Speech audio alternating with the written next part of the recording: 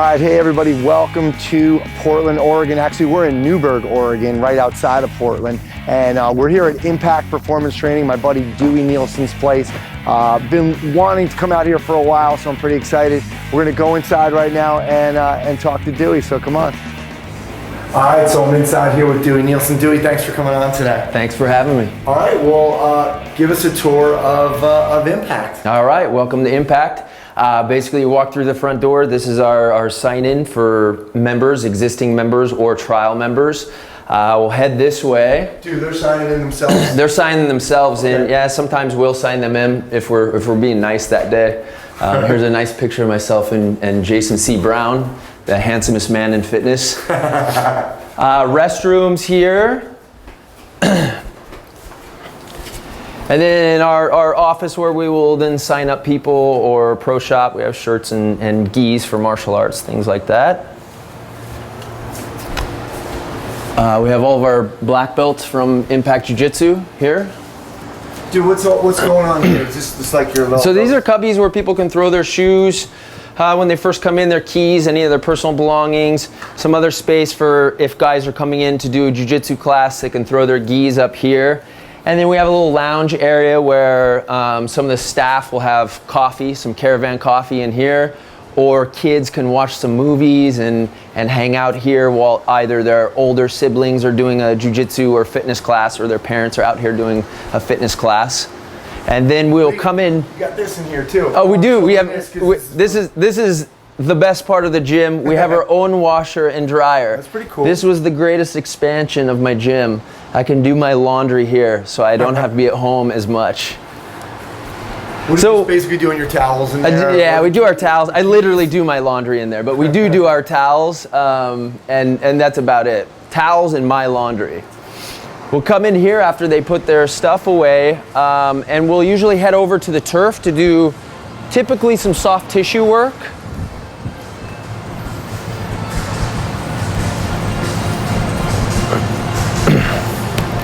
So, dude, I mean, what's gonna happen? I mean, like, this is, I see the sleds over there, and we'll get to that later, but, you know, people are using this. Where are they gonna take it? Yeah, on a busy night, on a busy day. Yeah, on a busy day, so we do two different things here, basically. We don't do a lot of one-on-one training. We do mostly semi-private training, and we do some big group classes. So, depending on what's going on, we can just adjust the room however we need to. Typically, if it's a group class, we're gonna come over here, put a quarter in the foam roller dispenser, not really. We'll pull the foam rollers out, or any lacrosse ball, tennis balls, whatever we're going to do for them for their soft tissue work. We'll do that first. If it's very busy here, we might do it on the grappling mat over here. So we'll do. Besides fitness, you said grappling mat. Guys are gonna work. They're gonna do some of that work in here too. Yeah. So our business is basically split up into two categories: movement and fitness, and we have martial arts. Our martial arts is Brazilian Jiu-Jitsu and some mixed martial arts. And our fitness, I don't really like to put any names on it. We just do human movement. And what I mean by human movement, how we kind of look at training the human animal, as we take an evolutionary look at what got the human being through natural selection to where we are now, and what are those things that we're now missing, such as climbing, crawling, throwing, catching, concepts of human movement. So not necessarily exercises. So you'll see a lot of different things maybe in my videos, or as you're looking around the gym here, you'll see structures such as monkey bars and rings that we might swing around on. And those components, those concepts are very important to me, because I think that's some big things that we're now missing in the current human animal, in this modern world. We're now, we're not necessarily being chased by beasts on the Saharan desert, but the beast still exists. The chair, the sofa, the computer, these are the beasts, and these are the things that we now have to combat when we train the human being. When we train a Homo sapien, we need to look at these things that they're missing.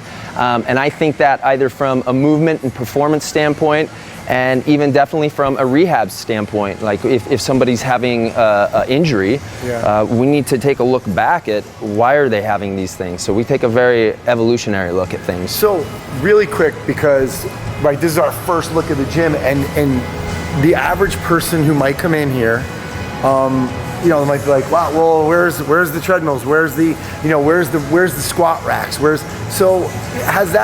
you had any challenges in that respect with a new person coming in and they have an idea of what, you know, fitness looks like, and you're doing something completely different? Has there been any challenges that way?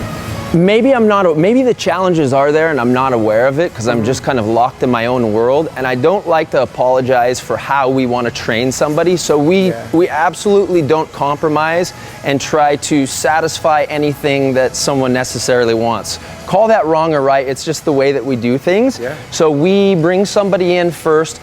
Pretty much all of our business is referral based. Yeah. So people have kind of an idea of what they're getting themselves into in the first place.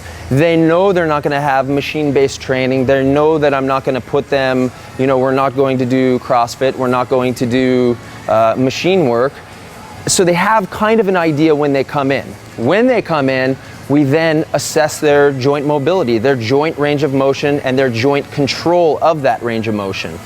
Once we find that, we then have a plan for them. So we start to build a program for them and we go from there. We literally have no idea what we're going to do with somebody besides look at their joint ranges of motion, and then we go from there. So we have no idea what we're going to do. And obviously you have some kettlebells and you have dumbbells, you have barbells, you have your rack over there. So you could still do any of the traditional stuff. Yes. And actually so you might walk in, you'll say, oh, from a strength coach standpoint, you might look and say, oh my God, there's no squat racks. There are squat racks. So if you look at our big red beast here, we call her the big moose. So it's actually designed to have the squat racks built into it. So I can actually squat somebody here, should I need to. Let's say I had a team or a bunch of athletes, I can squat them. I have many squat racks here. So if you look, I essentially have, it looks like 6, but I feel like that's a little bit crammed. But we do have our squat racks, we have our dumbbells, we have our barbells, we have kettlebells, we have external loads. So I think some misconceptions when you see some of my videos online, you'll think, oh, Dewey's just a bodyweight training guy. Yeah. Well, I'm not, and when I film videos, I'm typically trying to spark interest, and I'm not showing how to train every Homo sapien across the board. I'm showing what things could possibly, what our bodies could possibly be capable of, and what I want people to know is there is a process to that. So you can see these great things that we can get bodies to do, but there's always a process, and our big message is not everybody is prepared for that current movement. There's a process to get the range of motion within each joint, each articulation for whatever said movement we're gonna do, and then there's a process of preparing the tissue to absorb those loads of what we're gonna do, whatever the movement may be. Okay, awesome. Now let's just stay on this thing for a while. This looks pretty cool. I mean, and you designed this, right? You said you kind of came up with some things that you wanted, things that you were doing. Tell us that first, and then we'll get into the different parts. Yeah, so I designed this on a napkin. I drew it on a napkin, and this amazing friend of mine, his name's Lucas Schuler, he's a metal artist.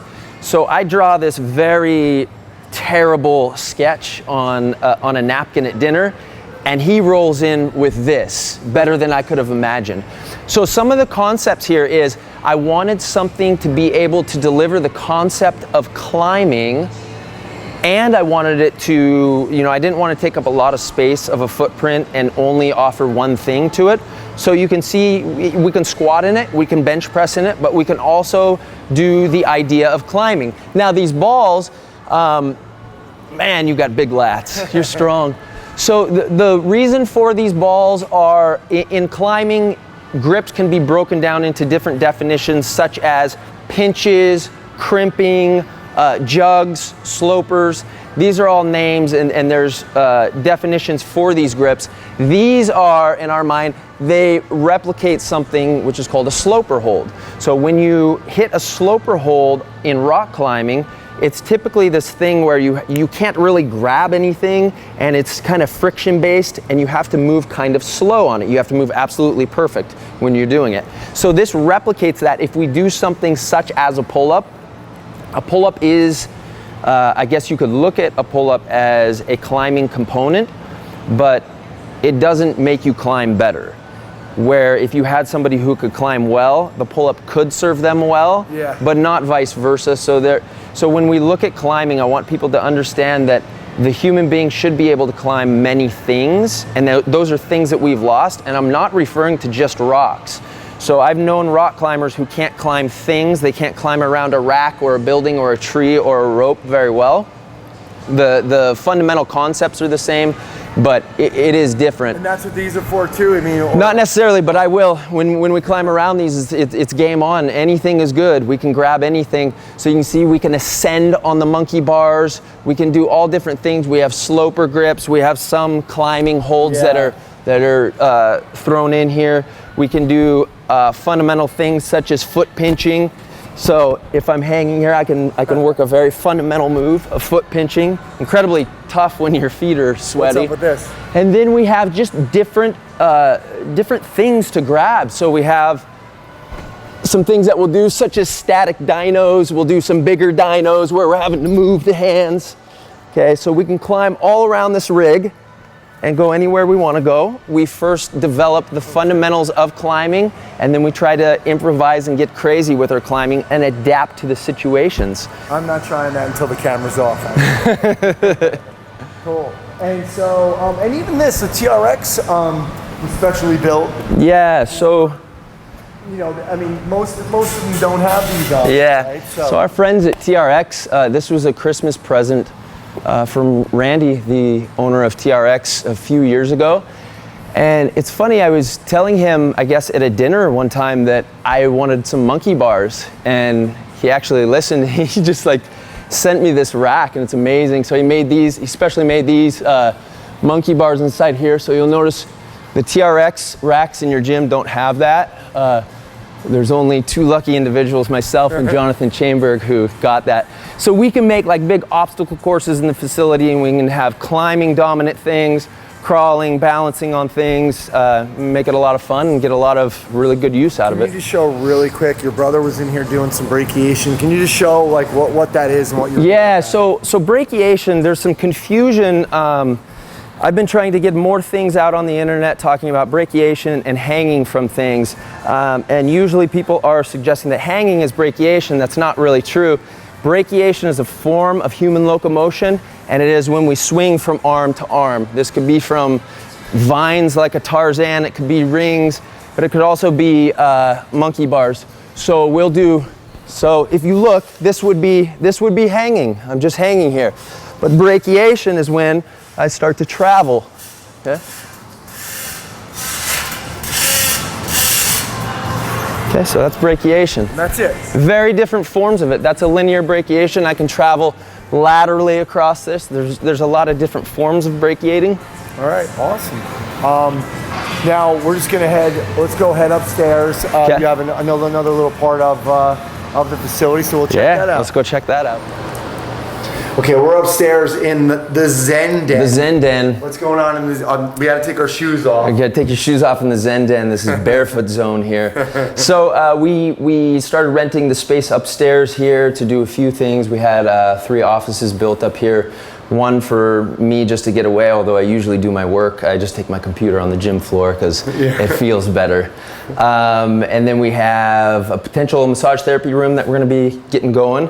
And then we have our nutrition coaching room. And then the big floor that we'll have up here is what we use for group mobility class, where we will implement a lot of things from the functional range conditioning system from Dr. Andrea Ospina. And we just started launching that mobility program and doing it in a group fashion. All right, let's go take a look. Okay. We can just peek inside really quick. So this is your room. This is my room. Pretty much has nothing but a picture of Mount Shasta. Nice. And by the way, a lot of people don't, like, I worked in a lot of bars growing up, and they never had a room for the staff. Even some of the bigger gyms, they never have a room where somebody can go, because a lot of times there's downtime. Yeah. And in between sessions, somebody might have a class between 9 and 10, and then nothing until 11 or 12, and then there's nothing to do. There's no like comfortable place to go and be out. So it's cool to have these. Yeah, we have little getaway spots. We have some other offices downstairs where people can get away. So this is basically a storage room right now until we get it going. Eventually. This will be a massage room. Yeah. Cool. All right. And then this is our nutrition coaching room. We apply the precision nutrition. This is Jamie, our precision nutrition coach. We're big fans of Dr. John Berardi. Awesome, good guy, good guy. And then this is the true Zen Den right here. So this is where we will, pretty much what we're using this room for is a group mobility program, although sometimes I'll take some clients up here and we'll do some training up here. It's simply just open space, matted floor, some grappling mats. We don't do any grappling up here, but just space to move our bodies, and we don't need any equipment up here.